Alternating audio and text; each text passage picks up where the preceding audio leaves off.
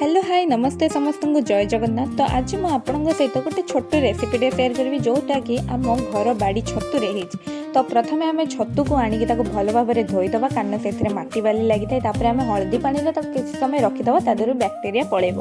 तापर एपटे आम gas on कर करेई दबा करेई गरम हो सारापर से तेल दबा तेल जो गरम हो फुटन दबा आउ पियाज पकेबा पियाज जो गोल्डन हो सारी से आम अदा रसुण लंका छेचा को पकेबा। आम ये ग्राइंडिंग यूज करवानी ग्राइंडिंग मसला आम ये छेचा ही यूज करवा। तापर से बिलाती पकेबा बिलाती सिझी आसला आम छतु को पकई भल भाव में घाटी दबा।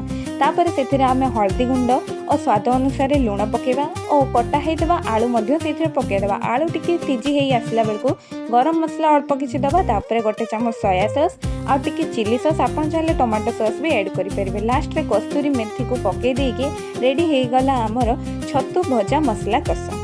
तो निहाती आपण मैंने ट्राए करेंगे आउ केमिति लागला मते निहाती कमेंट रे कहबा। Tata bye bye love you.